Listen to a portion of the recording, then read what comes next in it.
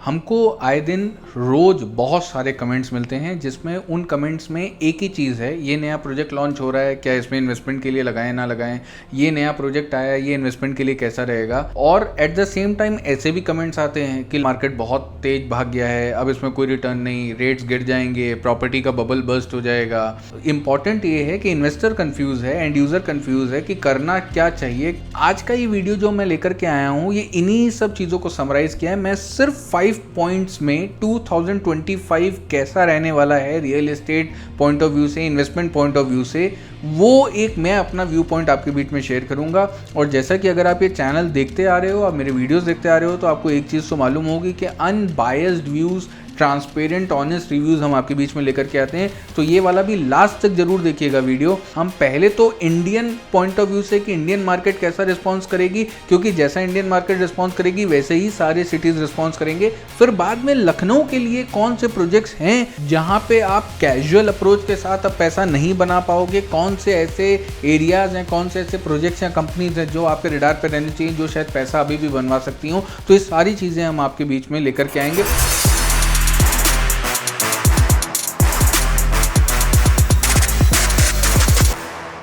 अभी स्टार्ट करते हैं 2025 रियल एस्टेट इन्वेस्टमेंट के लिए कैसा होने वाला है। तो सबसे पहला जो सबसे मेन पॉइंट है वो ये है कि इन्वेस्टमेंट के लिए 2025 कोई बहुत ज़्यादा अच्छा साल नहीं होगा। 2020 से 24 तक मार्केट ने बहुत अच्छे रिटर्न्स बनाए, और ये अक्रॉस आप कोई भी मेट्रो सिटी उठा लें, कोई भी सिटी इंडिया के अंदर अगर हम उठा लें, तो सारे ही मार्केट्स ने बहुत अच्छे एक्स्ट्राऑर्डिनरी रिटर्न्स बना के दिए। जो मार्केट कभी परफॉर्म नहीं करते थे वहाँ पे भी बहुत अच्छे रिटर्न बने। और इररिस्पेक्टिव ऑफ अगर मैंने थोड़ा कम अच्छा प्रोजेक्ट लिया तो भी अच्छे रिटर्न बने, अच्छा प्रोजेक्ट लिया था, अच्छी लोकेशन पे लिया था, अच्छे प्राइस पे लिया था, तो बहुत अच्छे रिटर्न बने। लेकिन रिटर्न्स मुझे ओवरऑल बहुत ही अच्छे मिले। 2025 में रियल एस्टेट टर्म्स में बहुत ज़्यादा अच्छा नहीं होने वाला है। मार्केट थोड़ा सा स्लो डाउन है। ये सारे जितने भी इंडिकेटर्स हैं वो यही इंडिकेट कर रहे हैं। कस्टमर्स के व्यू पॉइंट्स हैं वो बिल्कुल सॉलिड हैं। वो आज के टाइम पे जो रेट्स आ चुके हैं उनको लग रहा है अब इससे आगे रेट कहाँ मूव करेगा। और एट द सेम टाइम बहुत सारे मैक्रो फैक्टर्स ऐसे हैं जो ये महंगाई और ऊपर जाने के चांसेस दिख रहे हैं, और बहुत सारा डिस्ट्रप्शंस है पूरे इस वर्ल्ड इकोनॉमी में। बहुत सारे डिस्ट्रप्शंस हैं जिसके चलते मुझे लगता है कि मार्केट बहुत ज़्यादा स्मूथ नहीं रहेगी अगले 8 से 10 महीने। तो मुझे ऐसा लगता है कि इन्वेस्टमेंट्स के लिए इन्वेस्टर को थोड़ा सा अपने डिसीजन को होल्ड करना पड़ेगा और बहुत जल्दी एक्ट ना करें। सेकंड मेन पॉइंट, अब ये मार्केट जो है वो पहले 2016-17 में जैसे ये बायर्स मार्केट थी, फिर ये 2019-20 से ये सेलर्स मार्केट में कन्वर्ट हो गई। अभी वापस से ये मार्केट बायर्स मार्केट में आ गया है। इसका मतलब कि सेलर अभी हम विटनेस कर रहे थे, जब जाओ रेट बढ़ जा रहा है, अचानक से रेट बढ़ जा रहा है, और रेट बढ़ने के साथ साथ में सप्लाई भी इतनी ज़्यादा आ रही है और डिमांड भी है। मतलब अगर मेरे समझ से 2022 में किसी प्रोजेक्ट का रेट ज़्यादा था, 2023 में किसी प्रोजेक्ट का रेट ज़्यादा था, लेकिन उसके बावजूद भी वो प्रोजेक्ट ऐसा बिका कि जैसे लग रहा था कि कोई रेट का कोई पैरामीटर ही नहीं बचा है। और अब लेकिन जब थोड़ा सा मार्केट स्लो डाउन हुई है तो बायर फिर से वापस से दोबारा कॉशियस हुए हैं। जो रेट्स हैं अब उन पे बिल्डर बहुत तेज़ी से रेट नहीं बढ़ा पाएगा।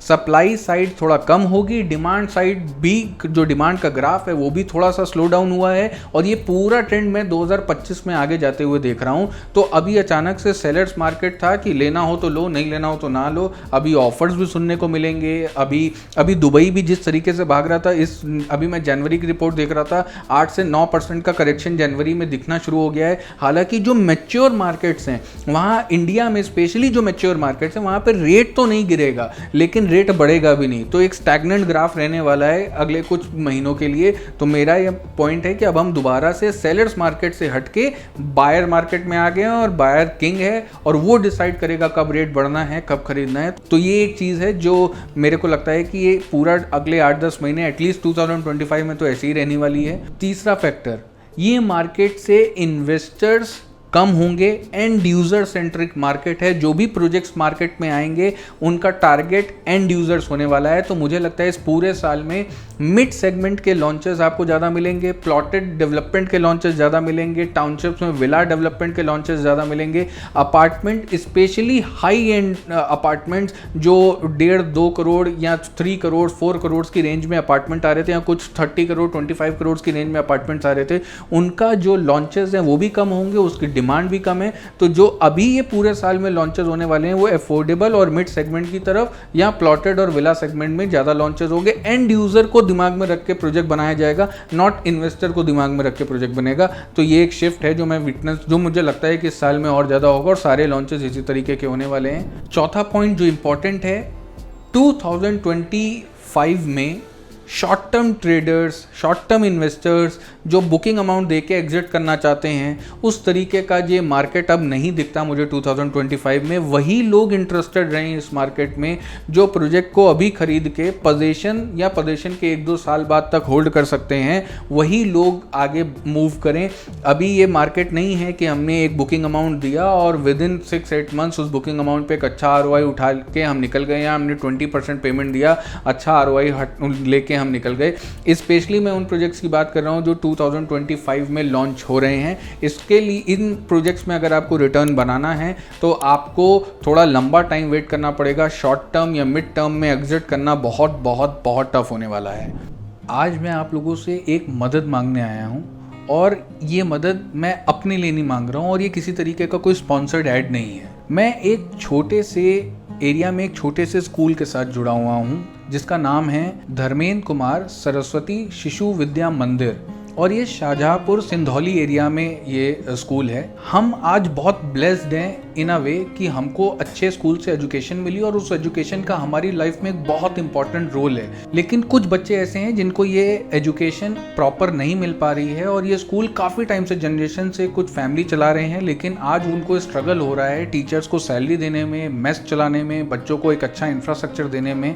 और मैं तो टाइम पे स्कूल में डोनेशंस कुछ करता रहता हूँ, और मैं QR कोड लगा रहा हूँ। अगर आपको भी लगता है कि इन बच्चों के फ्यूचर के लिए और हमारे भारत के फ्यूचर के लिए हम कुछ कंट्रीब्यूट कर सकते हैं, तो प्लीज़ इस QR कोड के माध्यम से कुछ भी डोनेशन अगर आप करना चाहते हैं तो आप कर सकते हैं। रेफरेंस के लिए मैं एड्रेस भी नीचे ड्रॉप कर रहा हूँ, मैं स्कूल का नाम, इमेजेस भी ड्रॉप कर रहा हूँ, किस तरीके से स्कूल को चलाने की कोशिश है, किस तरीके की एक्टिविटीज़ यहाँ की टीचर्स पेन ले रहे हैं, और साथ ही साथ वो एक छोटा सा अमाउंट मार्केटिंग का जिससे और बच्चे स्कूल तक आ पाएँ, ताकि यहाँ का इंफ्रा और सॉलिड हो पाए।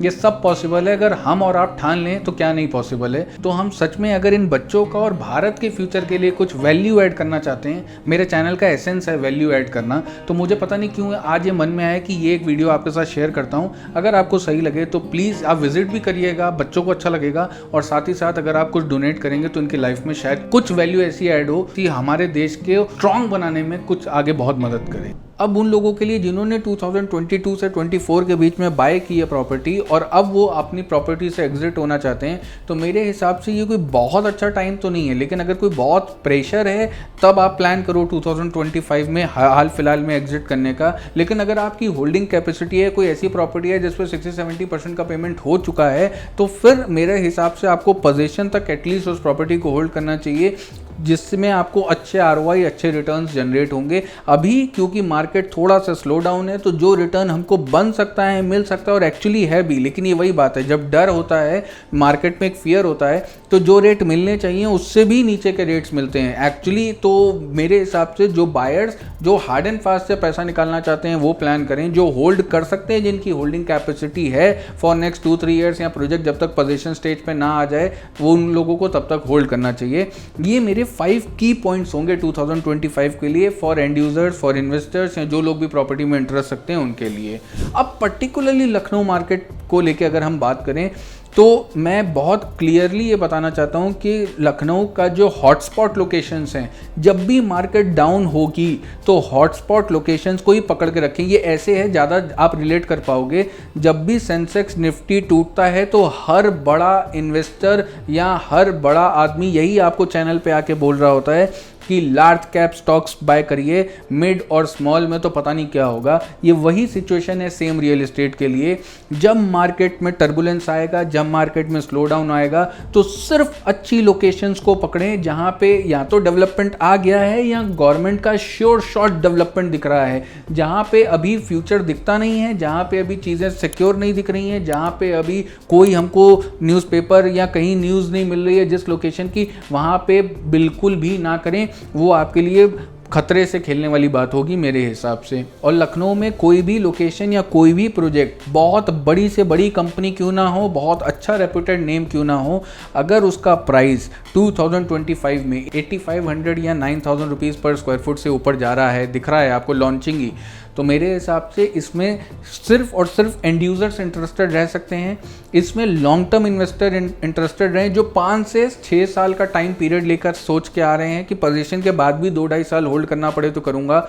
ये एक बहुत बड़ा ट्रैप है कि बहुत सारे ग्रुप्स, अच्छे ग्रुप, कुछ ग्रुप तो 10-15 साल बाद अपना प्रोजेक्ट या 20 साल बाद लखनऊ में अपना कोई प्रोजेक्ट लॉन्च कर रहे हैं। एक सिंगल टावर प्रोजेक्ट लॉन्च हो रहे हैं या 2 टावर के प्रोजेक्ट लॉन्च हो रहे हैं और ये लग रहा है कि अभी ले लूँगा और पोजीशन तक मैं इसको अच्छे रिटर्न पे बना दूंगा। तो ऐसा नहीं होने वाला है। इससे तो बहुत ज़्यादा अच्छे रिटर्न्स मुझे लगता है आज भी इस मार्केट में हमको SIPs और स्टॉक मार्केट में मिलते हैं। तो अगर हमको रियल एस्टेट में अगर हमको एक्स्ट्राऑर्डिनरी रिटर्न्स, मेरा क्या डेफिनेशन है एक्स्ट्राऑर्डिनरी रिटर्न्स का, वैसे मेरे चैनल का ऑडियंस जानता है, लेकिन फिर भी एटलीस्ट 15% का रिटर्न तो मुझे मिलना चाहिए एनुअल बेसिस पे। और अगर मैं जहां पे हम लेके जाते हैं ऑडियंस को, कोशिश करते हैं कि 18 से 20 या 22% तक के रिटर्न्स दिलवाएं।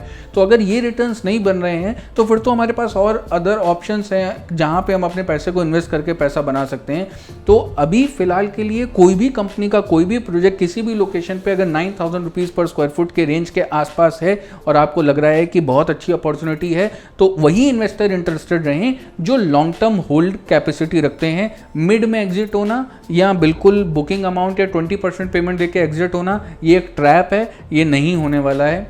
हालांकि हमारा काम है समझाना, फंसने वाले फिर भी फंसेंगे, जो समझना चाहते हैं वो समझ सकते हैं। हम डायरेक्टली किसी भी प्रोजेक्ट को पिन पॉइंट नहीं करना चाहते हैं या करेंगे, लेकिन हम फिर भी एक आपको डायरेक्टली इनडायरेक्टली एक मैसेज दे रहे हैं कि 9000 रुपीज़ का ये बेंचमार्क बना लें, 9000 रुपीज़ स्क्वायर फुट का ये बेंचमार्क बना लें कि अगर प्रोजेक्ट इसके ऊपर है तो वो इन्वेस्टमेंट के लिए, शॉर्ट टर्म इन्वेस्टमेंट या मिड टर्म इन्वेस्टमेंट के लिए सेफ नहीं है, वो लॉन्ग टर्म इन्वेस्टर्स के लिए सेफ है, वो एंड यूजर्स के लिए बहुत अच्छा हो सकता है। और कोशिश करिए कि लार्ज कैप कंपनीज, मतलब जिन कंपनीज का नाम सुना हुआ है उन्हीं कंपनीज के साथ जुड़ें। जो कंपनीज अभी थोड़ा नए हैं, एस्टैब्लिश नहीं हो रहे हैं, ये सब टर्बुलेंस मार्केट है, वहां पे उनसे थोड़ा बचना है। और जो हॉटस्पॉट लोकेशंस हैं जहां बहुत सारी हलचल दिख रही है, या तो डेवलप्ड है या डेवलपिंग है, उन्हीं एरियाज में अपने इन्वेस्टमेंट को रखें। ऐसा नहीं है कि इन्वेस्टमेंट की अपॉर्चुनिटीज नहीं है, इतने बुरे बाजार में भी हम बहुत सारे अच्छे इन्वेस्टमेंट्स ढूंढ के निकालते हैं, अपने इन्वेस्टर्स को करा रहे हैं। बहुत सारे लोग घर बैठे हंस रहे होंगे जो हमारा चैनल देख रहे होंगे और हमारे साथ जुड़े हैं, वो आज भी 18, 20, 22% के रिटर्न्स बना रहे हैं। लेकिन अब पहले हमको कुछ भी लेने पे कुछ भी बनता था, हालांकि तब भी हम बहुत कैलकुलेटिव अप्रोच के साथ कुछ कॉल्स देते थे। आज हमारी मेहनत जो है वो थोड़ी और बढ़ गई है, तो हमको थोड़ा सा और केयरफुल कॉशियस होकर हम कॉल्स दे रहे हैं, लेकिन आज भी रिटर्न्स बन रहे हैं। लेकिन आपको बहुत पर्टिकुलर रहना पड़ेगा अच्छे रिटर्न्स बनाने के लिए। कहीं भी कोई भी ग्रुप किसी भी लोकेशन पे अच्छे रिटर्न्स आज की डेट में तो नहीं बना सकता। Location in real estate plays a very vital role, and at the same time वो प्रमोटर, वो ग्रुप एक बहुत सॉलिड होना चाहिए। वो उनका जो लाइजनिंग है, उनका जो लखनऊ कनेक्ट है वो बहुत सॉलिड होना चाहिए, या सिटी कनेक्ट जो है वो बहुत सॉलिड होना चाहिए। तो ये सारी चीज़ों के हिसाब से ऑप्शंस को बहुत कैलकुलेटिव ढूंढे। और अगर आपको इन तरीके के ऑप्शंस को ढूंढने में प्रॉब्लम हो रही है, इस मैथ्स को समझने में प्रॉब्लम हो रही है, तो हम बैठे हैं, आप हमारे पास आओ, कनेक्ट करो और आप अच्छे इन्वेस्टमेंट अपॉर्चुनिटीज़ ढूंढो। लेकिन कोई भी इन्वेस्टर हमारे पास वो ना आए जो 3 महीने, 6 महीने, 12 महीने में अच्छे रिटर्न्स एक्सपेक्ट कर रहा है। एटलीस्ट हमारे साथ भी अगर आप जुड़ना चाहते हो तो हमको आपको 2 या 2.5 साल का टाइम देना पड़ेगा अच्छे रिटर्न्स बनाने के लिए, और अच्छी अपॉर्चुनिटीज़ हम आपके बीच में लेकर के आएंगे।